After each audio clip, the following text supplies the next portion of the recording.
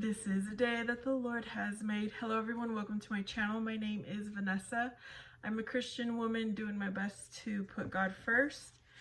I am a mom and I wanted to share with you all the children's stories of the Bible from the Old and New Testaments. It was a book given to me the Christmas I was 9 years old. It introduced me to Jesus, to God, to all the stories of the Bible, which led me to want to read the real Bible. So I want to read every single chapter. It will be one chapter per video. If you want to read this with your children, feel free to do so. Enjoy. Chapter 22, Daniel. King Nebuchadnezzar kept the Israelites captive in Babylonia for many years. During this time, the king chose some of the brighter Israelite youths from royal or noble families and educated them. The king ordered that the young men be served the same kind of food and wine as a royal household. Now the Israelites had special dietary laws that permitted them to eat only certain foods. Because of these laws, one of the youths named Daniel refused to eat the king's rich food. Instead, he asked Nebuchadnezzar's servant to give him and his friends only vegetables and water. The servant was willing, but afraid such a diet would weaken their health. So Daniel suggested a trial of the two diets for 10 days. At the end of the 10 days, the servant saw that Daniel and his friends were stronger and sturdier than the youths who ate the king's rich food. Because they had obeyed the laws, God had favored them, and from then on, Daniel's words were highly valued in court. God gave to these favored young men great wisdom and skill in writing, but to Daniel, God gave a special ability to understand visions and dreams. In the second year of his rule, Nebuchadnezzar was troubled by many dreams and could not get to sleep. He called for his magicians and said to them, "I had a strange dream and my spirit is troubled to know the meaning of it." The magicians replied, "Tell us what the dream is and we will tell you its meaning." Nebuchadnezzar grew angry and said, "If you are really magicians, you will be able to tell me what my dream is, as well as what it means." He told his wise men that if they granted his request, he would give them gifts and great honor. But if they failed to tell him the dream or lied about its meaning, he would put them to death. The magicians trembled in fear and told Nebuchadnezzar that the task was impossible. The king then ordered Daniel and his companions to put the magicians to death. When Daniel heard this severe command, he prayed that God might let him know the mystery of Nebuchadnezzar's dream so that he might save these wise men. That night, God visited Daniel in a vision and revealed to him the meaning of the dream. The next day, Daniel went to see Nebuchadnezzar and told him that no wise men, magicians, or astrologers could understand his dream, but this was a task that only God could perform. Then Daniel told the king what God had revealed the night before. The dream was about things that would happen in the future. In the dream, the king stood before a mighty statue of blinding brightness, and it frightened him. The head was gold, the chest and arms of silver, the belly and thighs of bronze, the legs of iron, and the feet of iron and clay. As the king looked at the image, a great stone appeared and struck the statue's feet, breaking them to pieces. And the rest of the statue crumbled into dust, so that not a trace of it could be found. But the stone that struck the image became a great mountain and filled the whole earth. After Daniel had finished describing the dream, he explained to Nebuchadnezzar what it meant. Daniel said that the head of gold stood for Nebuchadnezzar and his kingdom. The parts of the statue that were of silver, bronze, iron, and clay represented other kingdoms that would come after Nebuchadnezzar for many, many years.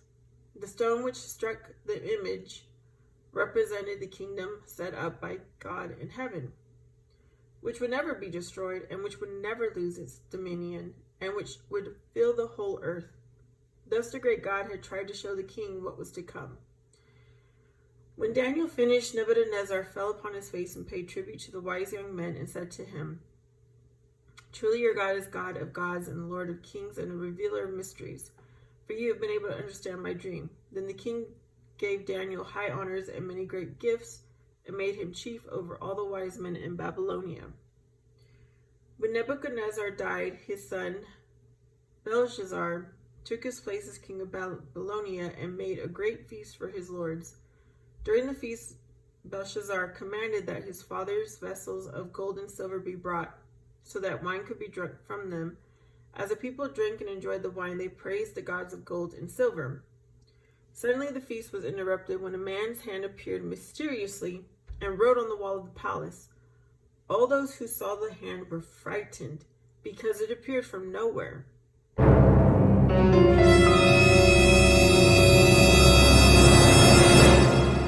When the hand finally disappeared, the words Mene, Mene, Tekel, Upharsin were left on the wall.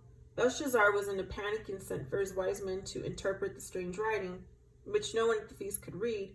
The king promised that whoever interpreted the words would be clothed in rich purple garments and wear a chain of gold around his neck.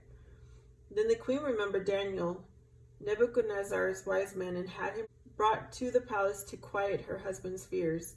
Daniel looked at the writing on the wall and knew exactly where it came from and exactly what it meant. He told Belshazzar that God had sent the hand to condemn the king and his people for praising the false gods of gold and silver and failing to honor the Lord.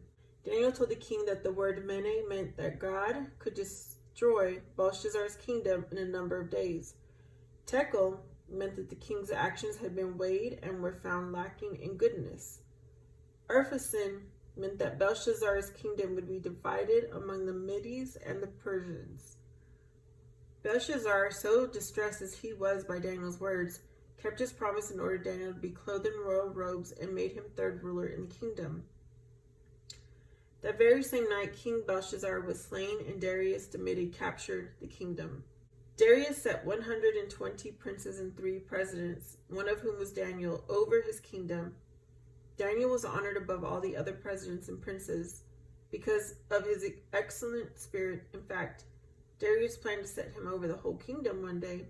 The rest of the leaders became very jealous of Daniel, yet they could find no fault in him, nothing to make him lose his favor with the king.